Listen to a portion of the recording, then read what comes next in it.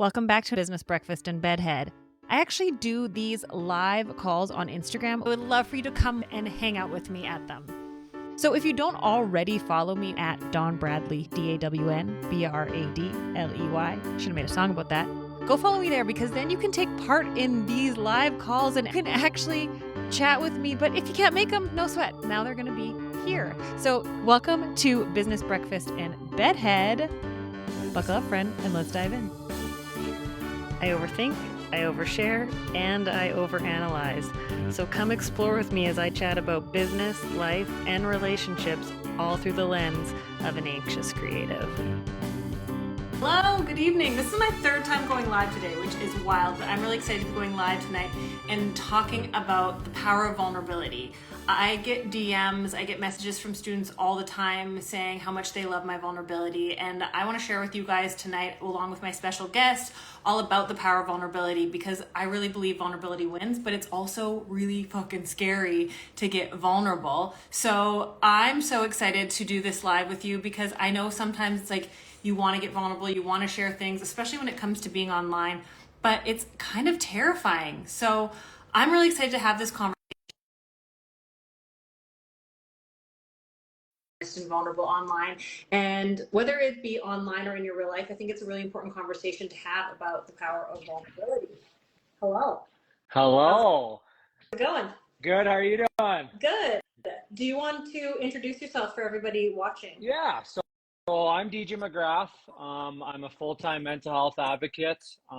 Just over 2 years sober, and I was a hockey guy growing up, and now I give back and I help young athletes, young students with their mental health. And yeah, it's been busy, but I'm super happy, and I thank you for letting me come on, Dawn. This is super cool. Finally, about time, right? Totally. Well, I first got introduced to your page when I met my current boyfriend on an airplane, and he was telling me, he's like, my buddy does this mental health thing that I think you'd like. And I was like looking through and I'm like, this is cool shit. Especially because I feel like, I don't know, correct me if I'm wrong, but it's a little bit more acceptable for women to be vulnerable in society than it is for men. And so I'm curious, what is the journey you've gone on for, like, were you always really open and vulnerable? I wasn't, Dawn. No, I wasn't.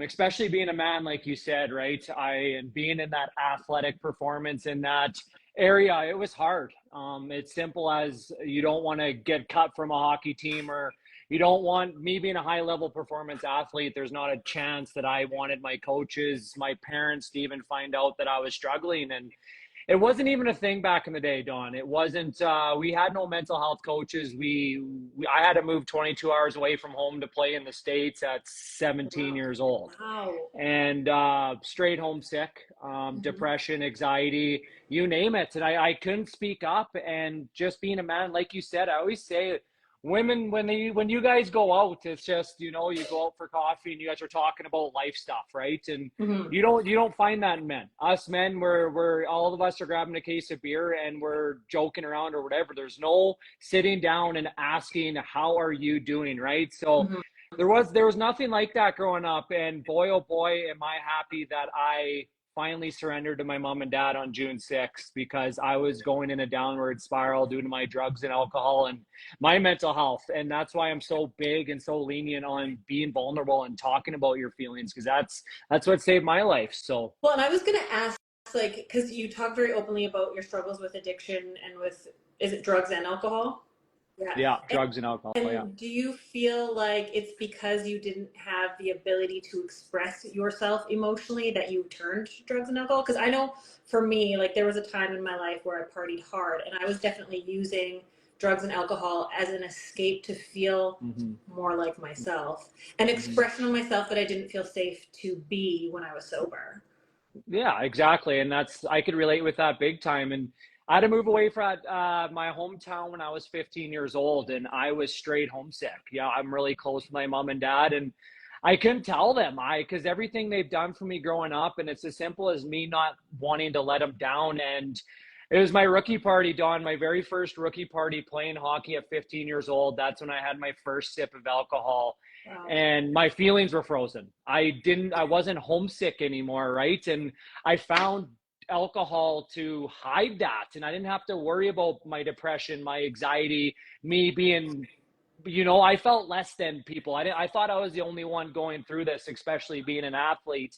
Mm-hmm. And yeah, I masked everything. I coped with drugs and alcohol to freeze my feelings of all that mental health stuff. And again, there was nothing out there where I could reach out to someone. Mm-hmm. I could tell my friend that I am not okay, because that just wasn't a thing. And even my parents, I don't blame them at all. They're the ones that actually saved my life on June 6th. But again, they didn't really know much about mental health, which I don't blame them. But again, I had no desire of telling anyone, and me being a man, I didn't want to tell one of my buddies that I am not okay, because I'm instantly thinking, well, now people think DJ's a wimp. DJ can't handle playing hockey and moving away from home. And I had a dream, and that was to make it to the NHL. And I didn't want anything to stop me. Well, I was wrong. And I went on a downward spiral. So yeah, obviously masking it big time, going to parties. I'm an outgoing kid, but when I went to parties, I wanted to be the man. I wanted everyone else in that room, Dawn, to have a good time. And I wanted to be the guy that wanted to be friends with everyone. But when I went home, I shut my door and cried myself to sleep every night, because I hated myself. I didn't know how to get out of it. So yeah, it was a lot of masking for me with alcohol and drugs. Yeah, and it's funny how, I didn't realize you left home at 15. My grandma, I once was having a conversation with her at the end of her life, and she's got 6 kids. And I think my one uncle left home at 15 to play hockey and struggled with addiction as well. And then my dad and some of his other siblings went to boarding school really young. And my grandma said to me, no matter what, don't let your kids leave home early. I know. But I think because you're from Kindersley, right? Yeah. So I'm from North Battleford. So we're both from small town Saskatchewan. Mm-hmm. And I didn't leave home until I was 18, and I went to Saskatoon, which is not far away. But at 21, I moved overseas, and I was a shy, anxious, awkward girl. Anyone who knows me from high school is wait, what? Who are you now? I've done a complete 360. Mm-hmm. But when I went overseas, a similar experience, although I was 21 or 22, it was my first experience, really away from home. And I was like, what the hell have I done? And I was too proud to be holy shit, I'm scared. And I remember the first time someone offered me drugs, and I was like, this feels amazing. Mm-hmm. And I wish that someone would have talked about everything that I saw in the ads on TV was just say no, and you'll end up on the street and homeless. And all of a sudden I was like, I feel like a better version of myself. Yeah. And it wasn't you never got told how good it felt. Mm-hmm. And then quickly I realized how shitty it made your life. Well, and exactly. And you don't want to be an outsider, right? And especially moving that far away, and you want to instantly connect with people, right? And mm-hmm. and when that stuff happens, and again, we have no knowledge. We didn't know that it was going to lead to more steps, right? So mm-hmm. yeah, it's especially moving away from home, man. It was the hardest thing, especially you going overseas at that young age too. How did you deal with it did you struggle quite a bit when you first went over there? With loneliness or with drugs? Yeah, or with, we're open here, so yeah. Both. This isn't something I've ever talked about publicly, which is really funny, but I have no problem sharing it. So I think I turned 22 the month before. I keep saying 21, but it's 22, and I hadn't been, I went to hair school right after high school. I got a job right away, and I was 22, and most of my friends were graduating university, and I was like, how am I in 4 years into a career? So I was I've always wanted to live overseas. I've got this weird thing where I don't think things through before I do things. So I remember landing in London, England, and going, oh shit, what have I done? Mm-hmm. And crying and phoning my mom on a payphone, which I'm giving away my age because there was no cell phones yet. There was no social media yet. This is circa 2005. And just being completely overwhelmed. I was someone who leaned hard on other people. Mm-hmm. And I found myself in a place where I had no one to lean on but myself. And that year, I will say, is the worst and best year of my life combined. I learned what I was made of. I learned what I was capable of. And I learned how to be independent and confident through being terrified. Small town Saskatchewan girl. I think North Battleford had 16,000 people, and all of a sudden there I was in London, England, trying to navigate public transit and what? So I think I was really overwhelmed. And then I remember like the night, it was probably 3 weeks in, which felt like a lifetime because being in a new city, I went out with this other Canadian girl and she offered me, I don't know if it was like ecstasy or MDMA or something. And I remember she's like, you don't have to take it. Like there's no pressure. And I remember wishing that she would force me because I was so curious. And it was like this like angel demon moment. And it was like, you know the right thing to do. And I was like, but I did it anyway. And at that point I had done a lot of drinking and smoking weed and stuff.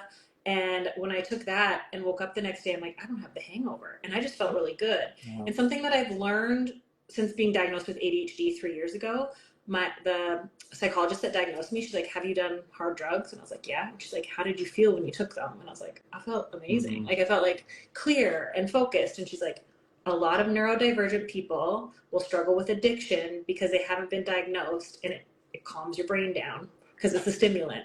So I found that really fascinating. But I would say I didn't think I had an addiction problem until I went out one night with a friend who, and I like grew up in like a very religious upbringing or like very faith-based. And I like was like, we gotta find drugs. And she's like, if you can't have a good time without them, maybe you have to think about that. And I had this superiority complex because I was a Christian. I was better than her. And then when she totally gave me that, like, it like blew my ego, like, oh shit, I can't. And it was about 6 months in to partying really hard. And so I'm really lucky that like my stint, I don't even know if I would say I had an addiction, but I was like really craving it. It could have turned into something a lot worse. And that was a moment that kind of shook me and went, I don't want to continue down this path. I'd like wake up on Sunday morning, I'd party for like 35 hours straight. And then I'd wake up Sunday and be like, I'm not doing that again next week. And then by the time Friday came, I was like, not going out tomorrow. And then by the time I finished work on Saturday, I was like, well, okay, let's go. Yeah. And I lost, I mean, I wonder, you kind of mentioned this when we hung out a couple weeks ago, the things you lose along the way, the friendships, because like when you're in a party atmosphere, when you're deep in addiction, you have community.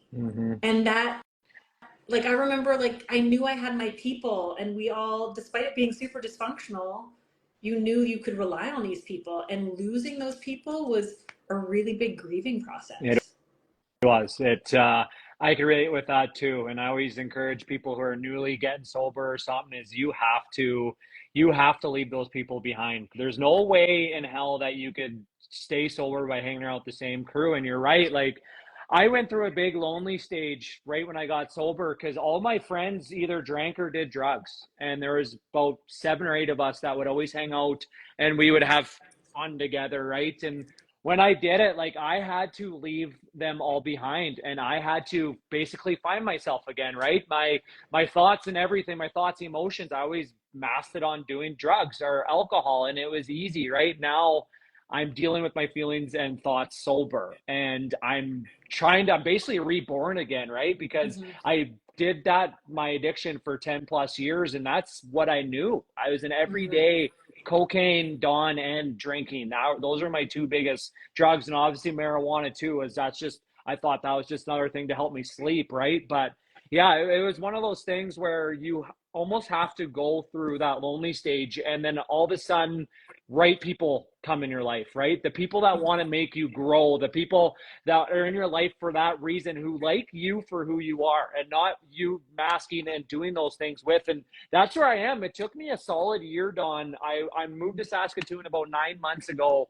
And that first year when I was in Kindersley, I was alone. Obviously I had my mom and dad and my 2 brothers who were, thank goodness, because they saved my life. But I had to start from scratch. And it was the hardest thing I had to do was wake up every day dealing with my past. The biggest thing is my past because I wrecked my hockey career. Like I could have been playing hockey, but I didn't because of what I put myself through.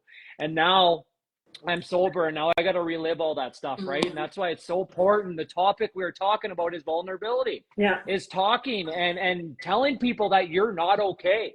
I have 4 to 5 best sober buddies right now who I would call and they would be at my house right now if something was going on. You know what I mean? Yeah. Yeah, it's communication, right? It's knowing you're not alone. And with me, I don't know if you could relate with me, but I think about the absolute worst in any situation.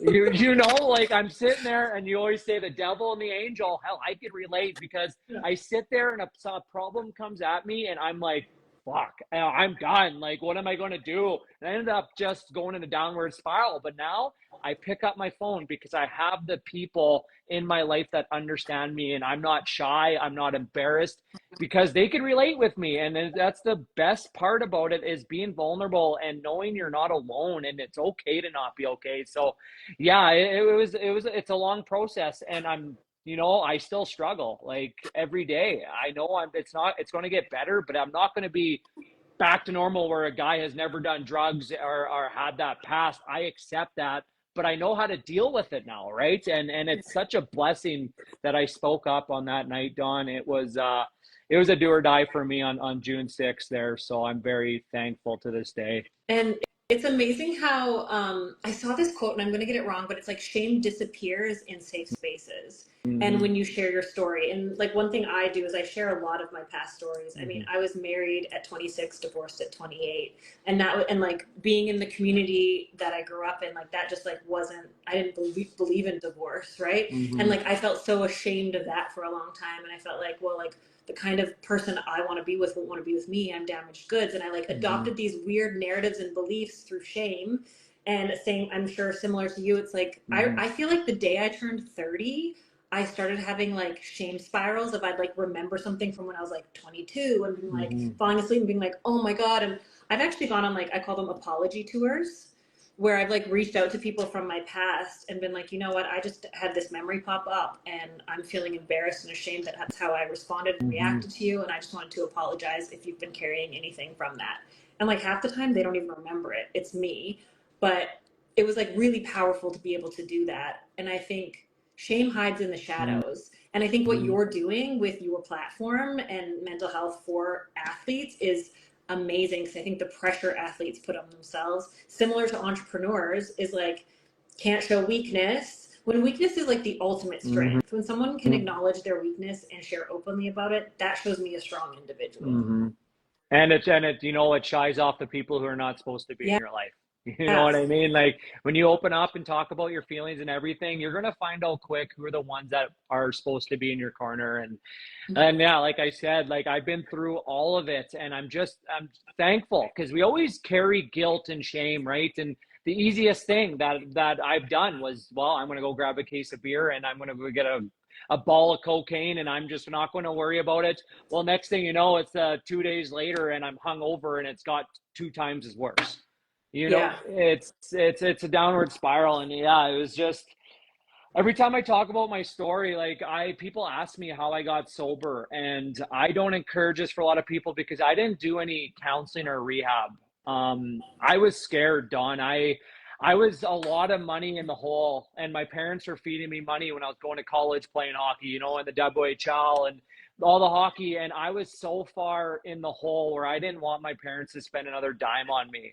And I remember the night I spoke to my parents, and that was the biggest relief of my life. The next day I took me and my dog Duke to the lake for 3 weeks. And and I got clean, and I journaled, and I just got clean. And I don't encourage people to do that, because counseling, rehab, doing what you got to do is healthy. It's good for you. And I kind of did it the other way. And then I came back home to Kinnersley, and now I have to tell everybody. That was the hardest thing, is why is DJ done hockey? I was supposed to play for 5 years in Red Deer. I quit after 2 years, and people are wondering, what is DJ doing? And I ended up telling people, and I'll never forget, one of my good buddies called me, is like, Dj, why don't you share your story? And I'm like, no, not a chance. I'm not very good at this stuff. No one's going to listen to me. I'm still a hockey player. I don't want to wreck my ego.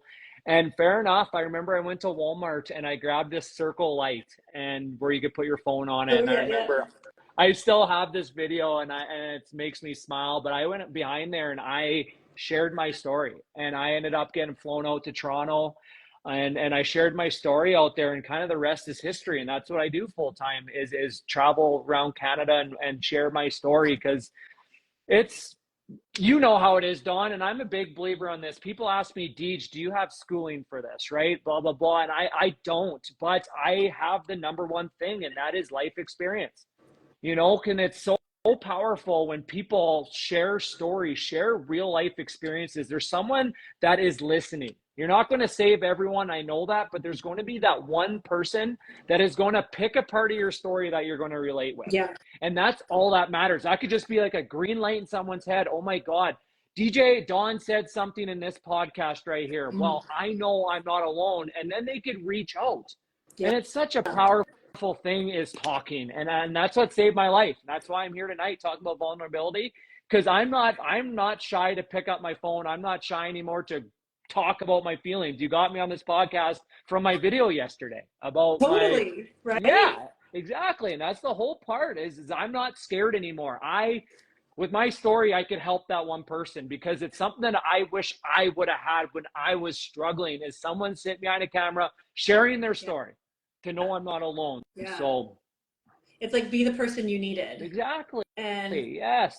The one thing I really love is like when I share about like certain parts of my past, like whether it be having been divorced, you know, having done drugs, that sort of thing, or like frying someone's hair off once. When I share it, I take the power away from someone who might use it against me. And I don't know if I've ever had anyone. I've had online trolls, and I like rejection sensitivity is real. And like someone criticizing me I can handle, except if they attack my character, then I'm like, I get really hurt feelings. But I don't know where I was going with that. Oh, like when you share your things that someone could maybe use against you and you share it first, it takes the power away from anybody else. It's like, yeah, this is how I've been really shitty in my life before, or, you know, XYZ. I remember, you know, like feeling a real victim to my divorce and my ex, and the next person I dated asking me like, what role did you play in the breakdown of that relationship? And I was like, oh shit. And I took responsibility for, because, you know, that it wasn't a good relationship, but I took responsibility for what I needed to take responsibility for. And that partner at the time was like, that told me that you had worked through some shit if you're willing to take responsibility for yourself. And that's been huge. But I do believe that when we open up and we share the things, and I'm not saying everyone has to go live or everyone has to put it online, but take back the power of your story. Your past doesn't define your future or your present. And I like how you touched on basically worrying what other people are going to think about you if you do share stuff. I still, like, you know, it took me a long time to get over that, because I'm a big believer if someone has something negative to say about your story and how you're opening it up, it's either you're triggering them somehow. It's a reflection of their own insecurity. Yeah, exactly, right? And I love this quote. It's better having 4 quarters than 100 pennies, right? You don't need all the friends in the world. And yeah, if someone has someone negative to say, like I try to use it as fuel to my fire. Bring it on. I'm obviously impacting them some way or another, because if someone has their time of day to message me, inbox me, or comment, I must be doing something right. And especially when you said, like, how can people be negative when someone's opening it up and talking about vulnerability and talking about something about your life, right? Like but it's everywhere, right? Internet trolls are everywhere, but I just do it because I know what I do right now saves my life every single day. I need this. I do this because it helps DJ, and I know it helps someone out there. So yeah, it's and I don't think they'll ever go away, right, Don? There's always going to be someone out there that always has something negative to say. But when you learn that, it's who gives a shit? Well, like, here's a question. Would past DJ in full addiction mode look at present DJ and be like, what the fuck? 100%. 100% I would. And that's funny you said that, because I would, I actually would. Now that I think about it, I would, because it's triggering me. Oh my God, I'm going through this, but I don't want to tell myself I'm as bad as you. You know what I mean? Oh, I don't have a problem. Everyone says that. You know, when a guy has a glass of wine a night, is that a problem? People don't think so, but I think it is, right? So yeah, that's it. It's crazy. If I seen myself when I was in my active addiction, seeing a guy like me now, yes, I wouldn't even give him a time of day to listen to him, because it would trigger me. Yeah, I saw this post, which I don't know if you'll resound with it, but I grew up like a evangelical Christian, and it said, past me would be so proud. And it's like, clearly you didn't grow up an evangelical Christian. Because like past Dawn would look at my life now and judge her so hard. And I think that's part of my insecurity sometimes. Talk about getting vulnerable. My insecurity is I know how I used to think. I used to be a self-righteous, judgy bitch. And I always say being judgmental is the number one sign that you're deeply insecure, because your insecurities are a sign that you're deeply judgmental, because when you're insecure, you assume other people think the same way you think. And if you're being judgmental, then you think other people are being judgmental. The moment I started to have more compassion for myself and with other people, and people trying and failing and being seen failing in whatever regard, I started to give myself permission to show up messy. And that vulnerability is huge. But yeah, like my biggest fear isn't what some internet troll is going to say. It's what I know I would have said about myself 10 years ago, looking at my life now. I've been like, come on. She shows up online live in the morning in her bedhead. Like, get a life. And that's why it's so good. And that's why I love it, because, and what I respect about you too, and like people that we do, is there's a lot of people, when you go online, everyone shows the good. There's never the mistakes or this, what happened to me. People post stuff that is always magical. And then you judge, or else you're like, why can't I be like that person online, right? Yeah. But then you get to realize, like, well, there is something going on, because I'm a big believer there is something going on with everybody. It's how people are dealing with it, and how you're being vulnerable about it. Because if I did not go to my mom and dad's house that night at 11 o'clock, I had a rope in my room. Like, I'm so vulnerable to this. Like, I'll reshare that story I did yesterday that I shared, because it is important. So on June 6th of 2022, I was a 10 plus year in an active cocaine and drinking problem. And I used to sell vehicles in Kinnersley, and I still don't know how I did it, because I was not sober, obviously pulling all-nighters and stuff. But every day after work at 5:30, I would call up my drug dealer. Literally 3 minutes later, slide by my house. He lived down the block from me, so it was super easy. So I'll never forget, I get to my drug dealer's house, and I grab this bag of Coke, and then I go to liquor board store, grab my case of beer, and I do my ritual. I'll go home and isolate myself and basically hate myself. There's no fun to it, but that's where it got my feelings and my emotions off of everything. But I remember it was kind of weird, because I went home and I dropped this bag. I still don't know where it went, by the way, but I had to go and do something around town. And I remember I was hurry up and doing it, because on the back of my mind is I need my fix. I need to get home. And I ended up going home, and I lost that bag.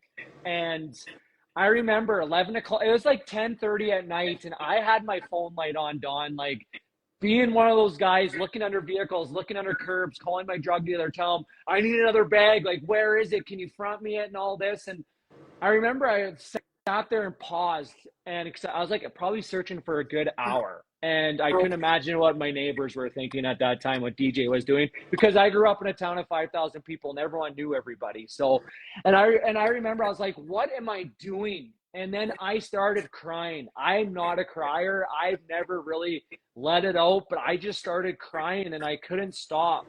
And the first thing that came to my mind was the easiest ticket out is I'm going to take my life. And I remember I grabbed a rope, and then I was sitting in my room at 11 o'clock, and I was just staring at this rope, and everything just went by. My family were going through my head, all my past and everything. And I sat there, and I remember I had a feeling inside.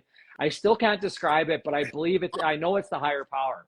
And he said, tonight, DJ, is the night that you're going to go to your mom and dad's house and you're going to tell them. I went.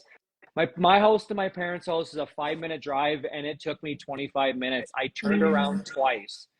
And I remember I turned around the third time, and I said, if I turn around one more time, I am done. There's no way my life is done. And then I finally went to my mom and dad's house, and I can remember like it's yesterday. I remember opening up that front door, and my mom's my best friend. Like, she is my everything. My dad, we are super, super close, and I did not want to let them down. And I remember opening up that door, and my mom's sitting across the kitchen, and all of a sudden I started bawling. Like, it was like a release cry, like, oh my God, I'm doing this. My dad's footsteps, I could still hear it. It's my dad's footsteps coming up the stairs. And my dad's my guy. Like, he went everywhere with me, did everything for me. And the only words that came to my mouth was, I am dancing with the devil. The best thing my mom and dad did for me that night, Dawn, was let me talk. There was no interruptions, no questions. I laid out everything on that table from 15 years old when I moved away, right from that present moment. And I'll never forget, because obviously it's the reaction. What am I going to get from my parents after telling them all this? And my mom gave me a hug and said she was proud of me. I still tear up when I think about it, because those 3 words saved my life. And I ended up going to the lake, and I got clean, and now I've been clean since. And that's why me being vulnerable and talking, coming on lives like this, it's what saved my life. And I know this is my thing. That's why I talked to you before we were on the podcast. Like, everything that we've been through, it sucks. Yes, we're in act of it, and we never think we could get out. We never think we could take anything positive out of it. Look where we are now. Yeah. Full 360, like you said, right? And now we get to help people due to our life experience, because people need that more than ever. So, well, and it would be so easy to transplant ourselves. Anytime something happens that disrupts our identity or changes us, it's really easy to run away and start over, which I have totally done. After my divorce, I remember, similar to you, I remember I used to, like, my husband at the time would, like, be in the shower, and I'd get my puppy, and I'd be like, okay, if I can get out before he's out of the shower, he won't hear me. And then I'll, like, run to my parents. And I tried leaving so many times before I actually left. And I remember the night that I decided to actually leave, I was at my parents' house crying, and I was like, and my mom's like, what do you want? And I was like, I want out. And she's like, you need to say it. And I was like, I want out. She's like, no, you need to say it. And I was like, I couldn't say the word divorce. I was so ashamed of it. And then I remember finally, like, through the tears and the sobbing, being like, I want a divorce. And they were like, okay, let's do this. Let's get you out. Like, let's get you safe. And I mean, similarly, shit comes up still time to time. I'm going off on a tangent here, but I'm home alone this week while my boyfriend is away at a hockey camp. And he's like, you've mentioned a couple times, like, not feeling safe when you're alone. Like, what's the deal? And I was like, oh, well, my ex used to, like, threaten to come knock down the door if I wouldn't reply to his text. So I still have, like, nervousness. That stuff still comes back to haunt you. That being said, I, like, moved to Calgary from Saskatoon a couple of years later, being like, changed my phone number, didn't update a lot of people, like, just wanted to start over with a fresh identity. And I think that's almost the easiest thing to do, is to start over somewhere new where nobody knows your past. The really courageous, vulnerable thing to do is what you did, is you went and stayed back at your hometown and faced everything head on. I ran away from it. It caught up with me later. I ended up in the hospital with a stress-induced panic attack in 2016. I got divorced in 2011. So, like, 5 years later, I, like, deferred the, like, dealing with everything. And so facing things head on, and also understanding that, like, that shit might still come up from time to time. And my therapist always says, like, does the feeling match the scenario? Like, when something happens that you're like, why am I reacting so big to this? Or another thing I saw where it's like, ask yourself, like, does this bring up a memory, or how old do I feel right now? And similarly, like, it's so easy to run away and start over and, like, avoid and deny, or just, like, meet new people, like, every time something traumatic happens, or every time you go through an evolution. But I think what's really cool about what you and I are both doing and embodying is we're not running away from stuff. We're turning around and looking at it and fighting it head on. Yeah, it's so important. And yeah, I still have my days. Like, I still, like, I when tough situations come at me, Dawn, like, there's some times where I do run, but I catch myself, right? Or either the right person calls me out and says, Dj, like, it's fine, like, man, just come back. And I do. And it's having those tough conversations. I guarantee you, when you had that conversation with your ex-husband, we're thinking about the absolute worst. What is coming out of this? If I tell him this, or a certain situation, or I'm done, I'm getting divorced, what is the aftermath? How is that going to look like? And now we're predicting the future. Now you got that little guy in the back of your head who I just want to exit out of my life, but it's just going to be there, and I accept it. But how do we deal with it, right? And instead of thinking and observing, or, like, predicting what's going to happen, that's where you grow, is having those hard conversations to people, because it makes you grow. And yeah, it's tough. Every time we talk about stories and mental health, like, it just brings me back, but in a positive way, because I know how far I've gone. But And again, I still work on myself every day. It's not going to be like a magic wand on where tomorrow all my problems, all my thoughts and everything are gone. No. Yeah, it's not But a arrival point. no, but we know how to deal with it now, right? And it's just so amazing when people talk about your feelings and problems, because chances are someone's going to relate with you, and you're not going to feel as alone. And that's why I go around and tell all these hockey players, right? And that's why I tell them, like, it's okay to not be okay. I got that on all my wristbands, right? Because it's okay to be sad. It's okay to be mad. It's okay to have a bad day, but it's not okay to keep it inside and try to do it on your own. Yeah. And I love that you talked about journaling, because I always say, like, it's important to experience, express, and validate your emotions, but knowing where the healthy places to do them are. It doesn't mean you express them on somebody that cut you off in traffic. You know, like, you express them in a safe space, in a contained space, and observe them, validate them, instead of, I think we like shame ourselves. Like, I don't let myself get angry, really. And like, anger wasn't allowed for me growing up. And so I need to feel anger somewhere. I write it down.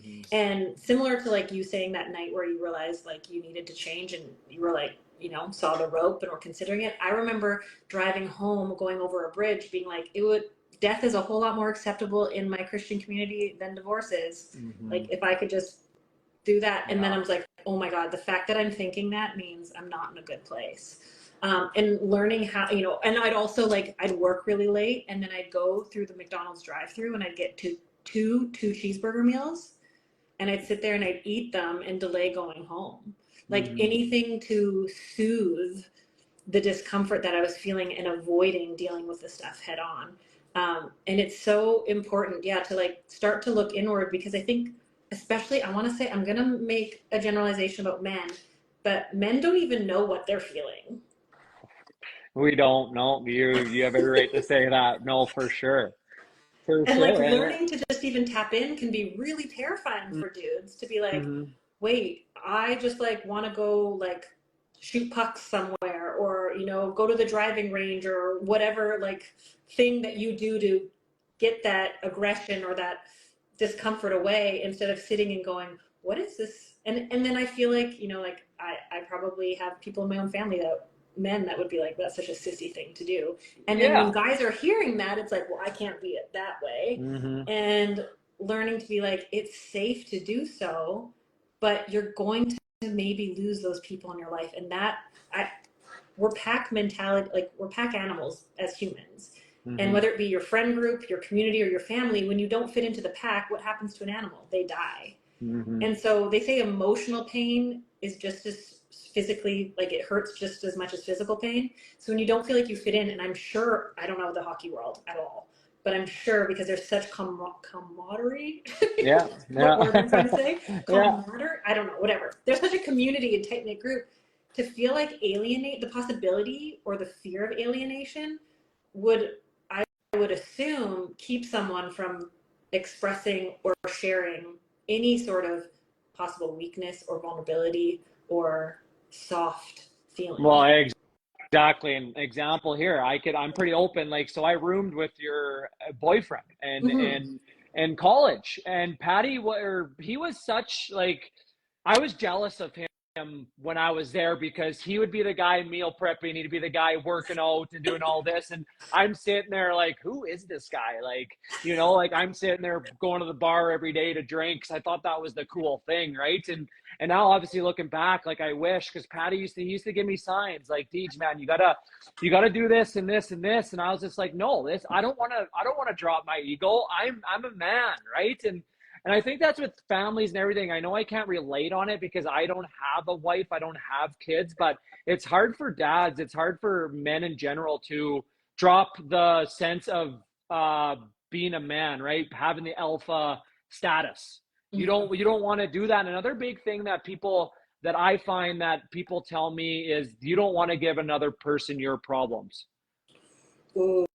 You know, there's some situations going on with them or stuff like that, but you don't want to tell them your problems, because now they have to deal with your problems, don't right? Be a burden. Exactly. And that's your voice telling you that. That's what you're thinking. And all of a sudden you believe that. You start telling yourself that. And now you start to believe it. Now you're starting to go even more down, and now you're starting to do things on your own. And I couldn't do it, Don. That was me. I was a guy growing up. I was the class clown. I had every friend in Saskatoon because I didn't want anyone to know that something was wrong with DJ.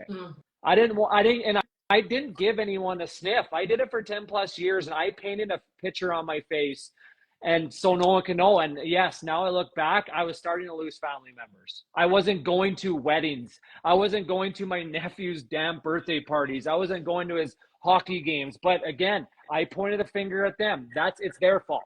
It was never DJ's fault in anything. It was their fault. So I always just sat in my house and did that because I was too scared to speak up, and I didn't want to surrender. I didn't want to drop my ego. My hockey players, we have egos. We think we're a little cooler than everyone, And I'm the first guy to admit that. You walk into school, like, we have a little more leverage, and I get that, but we have a little more leverage. It's as bad as it says, but it's just like, well, there's a reason why I was like, I'll never date a hockey player, right? Yeah. Like, I never expected to date a hockey player. Yeah, and it's crazy. And now that's my big goal, is to get in these dressing rooms, to get on these hockey teams, and have an outlet, right? Have someone that has walked in their shoes, has been there. Because I know, especially in today's hockey, Don, I deal with a lot of hockey players right now, and I'm big on vulnerability, right? Talk to your mom and dad, talk to your auntie and uncle, talk to whatever. But half these kids come back to me and said, DJ, I can't tell my dad this or my mom this because they're more competitive than me. I don't want to let my dad down. And it's crazy. And now, who do they go to? Now they're going to bottle it up or try to hide it, and all of a sudden they start slowing down. Hockey's not going as good. They're not caring about school as much. They're not making that phone call to mom and dad because they're hiding. I've been through it, and it's just a huge thing. And that's why when you get the right people in dressing rooms, there's a lot of people that worry about people on the ice, worry about their confidence, worry about all that stuff. But that's where I come into play. What are you doing away from the rink? What are you doing? What are you doing in your bedroom when you're sitting doing nothing? What are you doing? Like, are you isolating? Because that's what I did, right? And these kids, especially this generation, it's so pressurized everywhere you go. You know how it is. Well, and it's with the online world now, I can't imagine. I didn't have a cell phone in high school. Did you have a cell phone in high school? Towards the end, yes. I wish I didn't. I graduated 2001. So yeah, there was like no cell phones in high school, which I'm so thankful for. Like, I can't imagine being in school or being a teenager with social media, with filters, with I remember writing a note about a boy I liked, and my teacher getting it and being so embarrassed. Like, but now it's like screenshots and shit like that. And I'm like, I can't imagine the pressure to be somebody, to show up like somebody. And that's why, like, I want to be able to show up for entrepreneurs, but also just like women and girls, showing that like real life happens and you're not what's happened to you. And you get, things may happen to you that aren't your fault, but it's still your responsibility to move forward. Like the good old days of not having a cell phone, eh? How awesome was that? You meet at school and you say, let's meet at this park at 6 o'clock. And everyone's present. I seen a thing the other day where, I seen a thing the other day. It was like, what happens if phones were like work? 5:30, it's done. Oh my God, I would love it. That's basically what I do now. And I don't look at my phone for like the first 2 hours of the day. And because I read somewhere where it's like, if you start with like the dopamine hit of scrolling, then what happens is your brain's like seeking that high dopamine. So I don't look at a screen for the first 2 hours. And I am way more, today, case in point, I was messaging you before this. I'm like, I wrote and designed an entire sales page today. Like, what? Yesterday, I did jack shit because I was scrolling in the morning, and then I just got into a scroll hole all day. I got a question for you. Do you have a routine that you do every day? I saw you talking about the importance of routine. Yeah. I crave routine and struggle with it at the same time, because as soon as something becomes predictable, I get bored. And then when I get bored, I need unique challenges and excitement to get me going. So I do have kind of a morning routine where I get up, I let my dogs out, I write down mantras and goals, same ones every single day. And that helps me. Like, I basically, whatever the negative inner voice says to me, I write down the opposite in a mantra. So like, it's safe to be seen and criticized. I'm terrified of being criticized online. I'm a big deal and I can do hard things. Money comes easy to me. Negativity can't touch me. It is safe. My relationship is safe while I focus on my business. Cause like I have a fear of, because I have failed relationships in the past, that if I take my eye off my relationship, something bad's going to happen. Yeah. Like, so these are the things that I like write down every day. And then I write down goals as if they've already happened. So I did this, I achieved this. And it's wild. I started this in 2019. And when I look at my 2019 journal, like how many of them have come true that were like such a pipe dream. Like I didn't think I didn't know what was coming, COVID or anything like that, or that I was going to switch to an online business. I was a hairstylist for 20 years. Yeah. And it's wild to look at how like you head in the direction of what you believe is possible. And if you can reframe those neural pathways, you start to believe things are possible and you start to believe the things you're telling yourself. So to answer your question about routine, and it's awesome. That's why I asked, because you said you do when you wake up, which I'm bad at. I look at my phone first thing I wake up, and I am working on that. First, gotta admit it. But you said 2 hours. Like that is amazing to hear, because you're right. It's almost an addiction to first thing you do. Hell, I wake up in the middle of the night. When I wake up in the middle of the night, Dawn, where's my phone? Yeah. And I'm working on that, and that's why like routine, I always preach on that, because that is what has helped me in my sobriety. And the journaling part, especially being a man, it took me a while to do, because I didn't know what to write. I didn't know how to start it. I thought I had to be perfectionism at that. But you know, exactly like you say, when you have that negative stuff, when I do it every morning after I take my dog for a walk, and I come home and I open up my notepad and I write down everything that's on my mind, negative, positive. I write down everything, because when I write my feelings and emotions on a piece of paper, and then I write my gratitude list right down. I write down 5 things I'm grateful for every single day. And when I'm done, I close that damn book, and I'm like, and I look at myself in the mirror and I'm like, DJ, I'm going to have a good fucking day.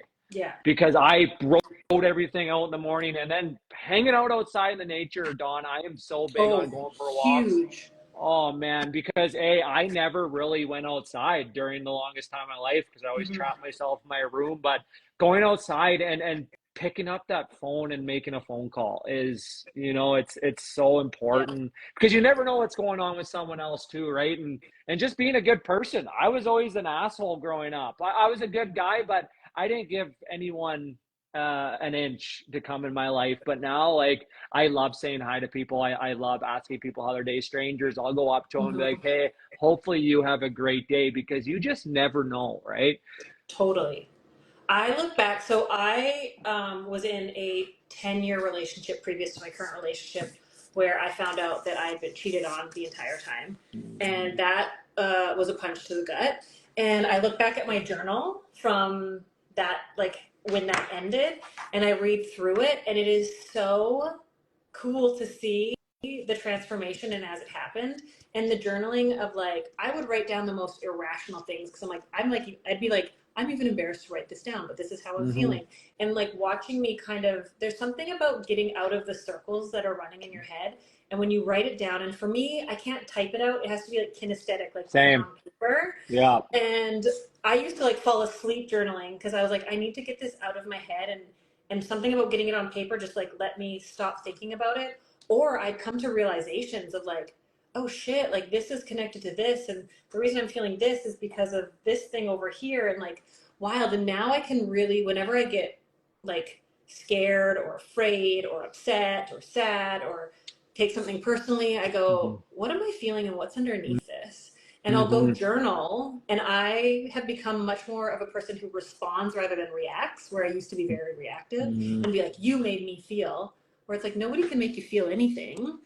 Exactly. And now I go, okay, this is bringing up, if I have to have a conversation with my boyfriend, for example, like being like, okay, you said this, I know your intentions were good. However, it brought this up for me, and I just want you to know, I'm not asking you to change, or I'm not telling you to do anything different. I just need you to be aware of like, this is the stuff that comes up for me when something like this is said, rather than blaming another person for how I'm feeling. When you did that before, Dawn, how hard was that to, like, not call someone out, but like tell them how you're exactly feeling, because you're scared about the reaction that you're going to get from the other person? Oh, well, and I mean, I don't want to like talk about my relationship without permission from my boyfriend. Yeah, yeah. To talk about it. But there was a moment in the new year where I can't even remember what he said. It was like very non-threatening. And I like burst into tears. And I was like in real time I was like, I don't know why I'm crying. Like, and I was really embarrassed. And he was like kind of confused. And I was like, I thought you were going to come attack me. And it's funny how shit from 15 years ago, from a relationship when I was married, that I thought I had healed through by dating a very different kind of person, when really I just avoided and dated a very different person. Yeah. Avoided dating someone that would trigger that stuff.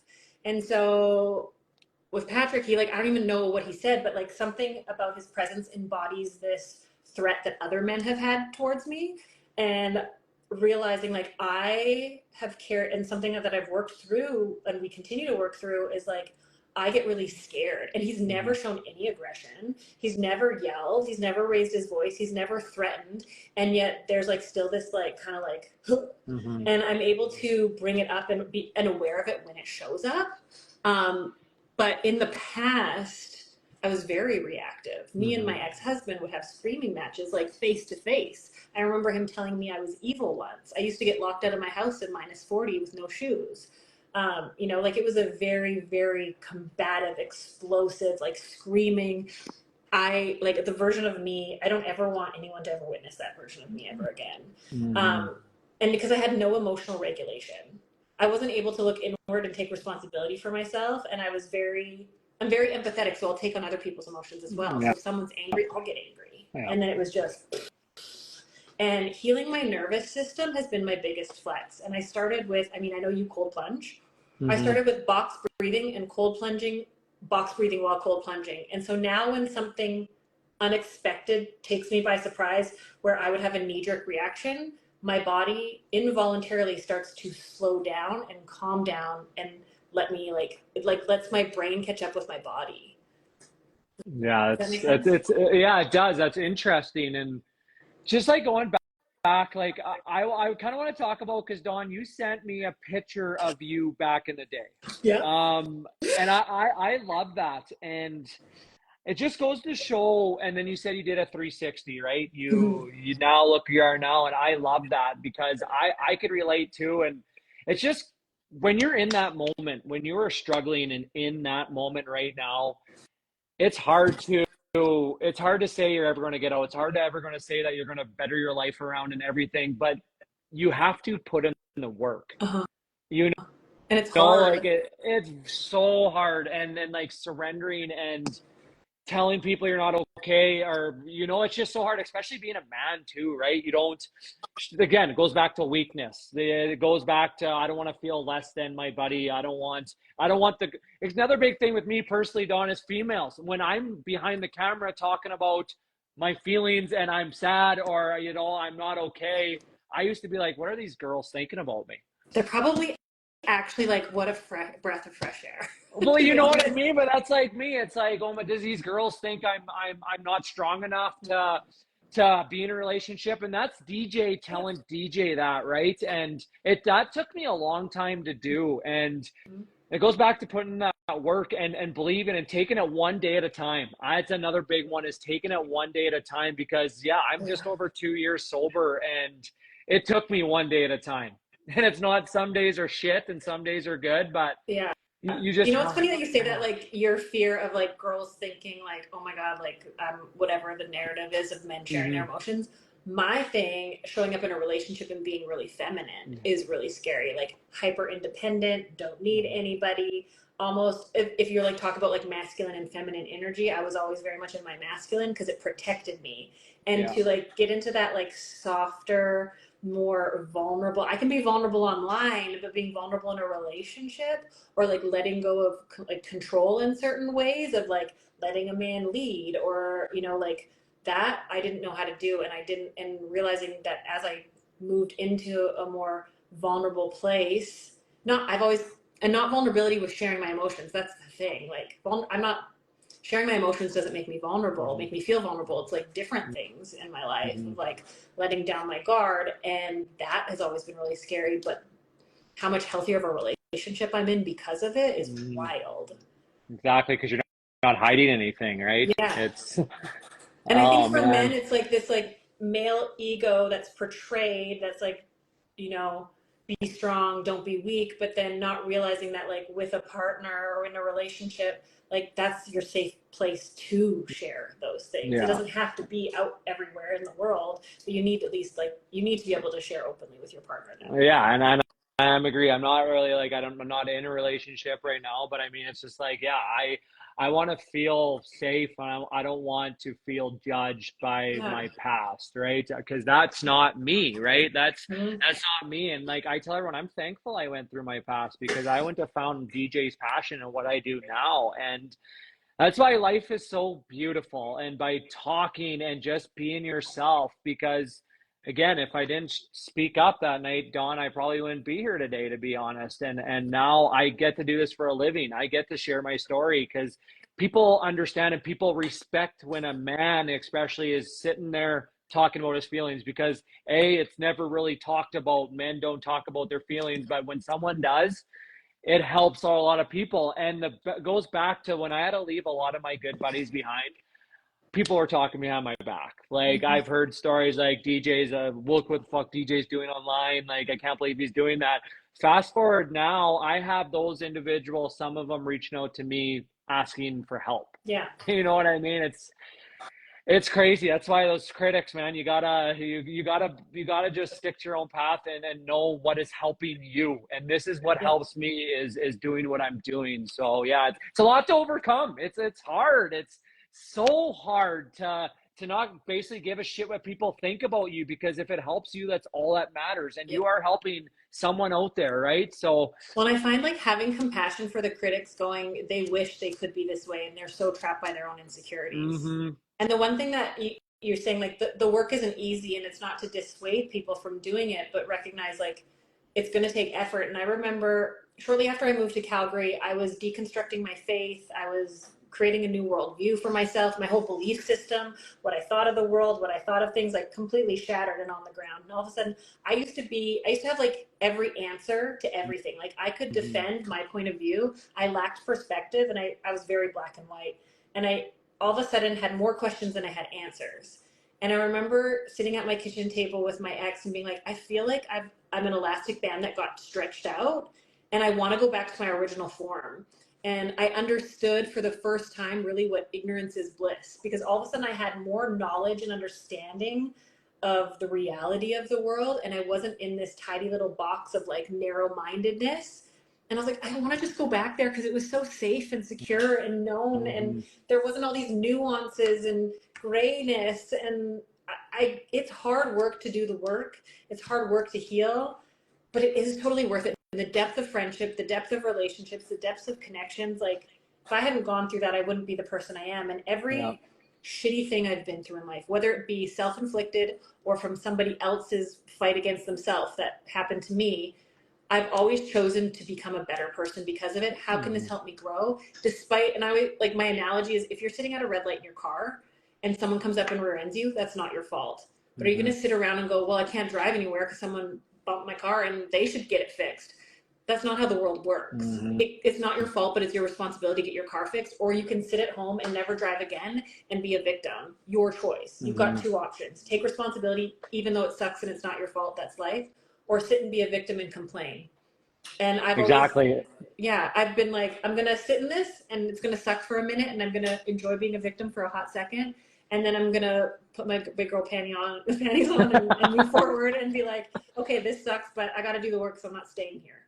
Exactly. I think you're like me too on that comfortableness, right? I can't stay comfortable, Don. I can't be complacent because that's where my mind runs. Like I'm boxing now. Like I'm trying different things, right? Because I need to stay on my toes. I need to stay uncomfortable all the time. If I get comfortable and I do the same thing for a week, like you said about doing a routine or whatever, I need to do something. Because if I stay comfortable, that's where my mind will run. I'm such an overthinker on everything. I am awful. Again, when I think about a certain situation, I think about the absolute worst. Yeah.